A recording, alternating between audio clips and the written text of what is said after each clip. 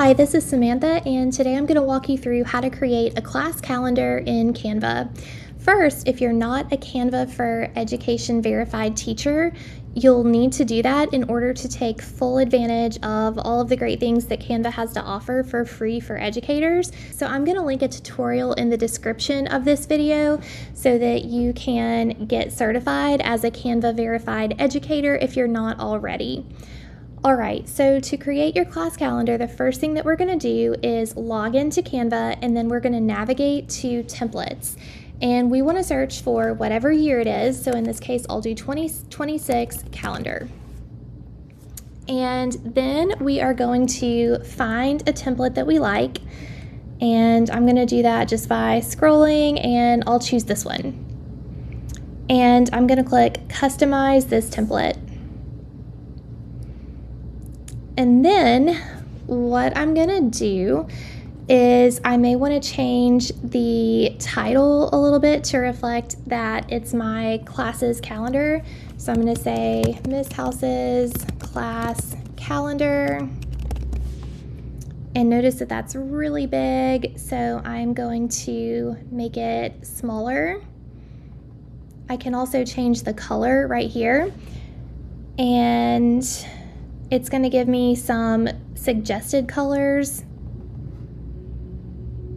based on the design of the template.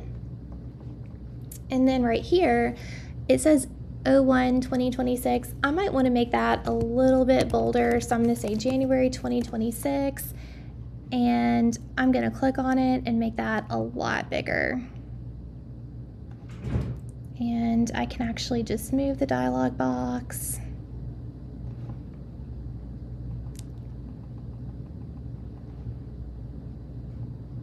Until I get it where I want it.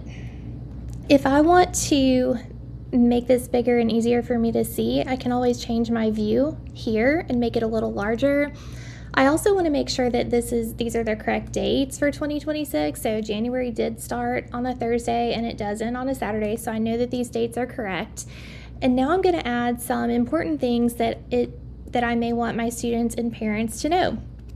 So for instance, I may want them to know that the 19th is Martin Luther King Jr. Day, so there's no school. So I'm going to insert a text box, and I'll just pick add a subheading. And you can see that's really big, but we'll change it.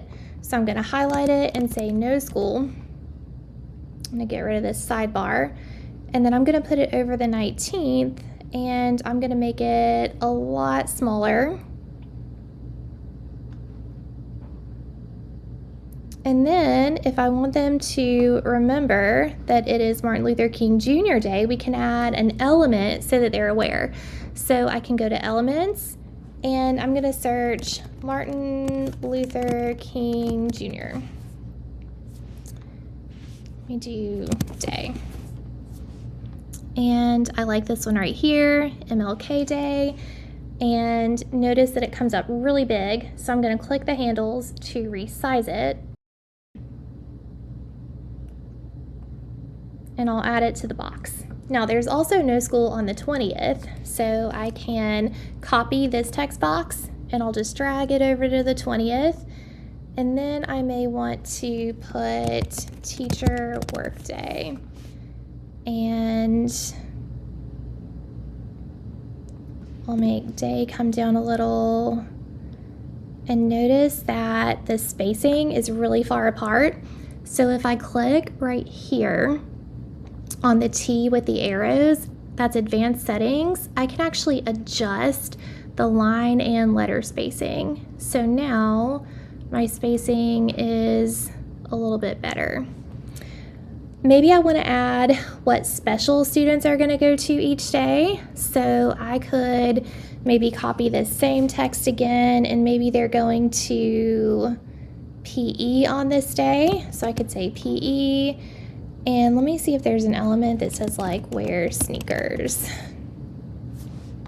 I see some pictures of sneakers, so I could include some of those, but I think I'll just type a reminder, wear sneakers. And then maybe that'll go down a little, and I can adjust the size. Okay, and then maybe we have music the next day. And I could look over here in the elements for some music notes and include those. So I'm going to drag the handle and make it smaller and add it right here. And you can keep going like that. To get rid of this sidebar, I'm going to click the arrow over here. I really like that this one has a task list, so I could do maybe important information right here. And then maybe here I could do what we're learning. And then, so maybe, and I'm gonna copy this. So I could say maybe in ELA, and then I could type what we're learning. And then I could make a copy of it and type what we're learning in math. And then if I have too many lines, I can actually click and hover over the lines that I want to get rid of and backspace. And now notice it did get rid of one of the elements. If I wanted that there, I can do Control Z, and I might have to just get rid of this line individually, but I should still be able to get rid of these without clicking on that element. Okay. Now, once I'm ready to share this, if I want to share it in print, I can click Share right here at the top and download.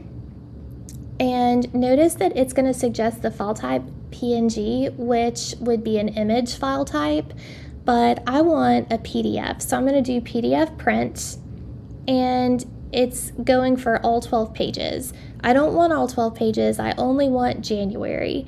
So I'm going to select current page and click done, and then download. And it's going to download, and I could call it January calendar. And take a look at it. This is what it's going to look like. I can just print that and send it home with students from there. However, I can also send this home digitally, but notice that it has all of these other months down at the bottom, which maybe I'm not ready to share with parents. So I can actually hide these. I'm going to toggle over to the grid view, and I'm going to click on the months that I want to hide, and I'll click the little ball with the slash through it to hide the page.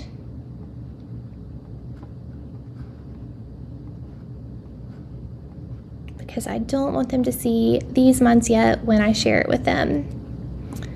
All right, then I can click down here to close the grid view, and now I'm seeing just the calendar again. When I go to share this digitally with parents, click share, and right now I'm the only one that can access this. I could say anyone with the link can view, but in order, and then copy the link. But in order for them to open this up, it may prompt them to create a Canva account or sign in to Canva. My favorite thing to do is create a public view link, and I'll click here. And notice that it tells me I have 0 visitors because I haven't shared this link yet. As parents and guardians and other stakeholders start to take a look at your calendar, you'll be able to see how many viewers you've had. So I really like that feature. Then I can click copy, and then I can just share that link through email or Remind 101 or whatever you use. And to show you what that link looks like, I'm going to paste it, and this is what people would see. Notice that there's only one page here, and they're only seeing the January calendar. And then you can go back and it'll show you how many visitors you've had. If you click on this, it'll show you unique visitors, total visits, average time spent. So that's really good data to have just to see if stakeholders are actually taking a look at your calendar. All right, so that is how to create a class calendar in Canva. I hope this helped. Please like and subscribe for more Dear Dis videos.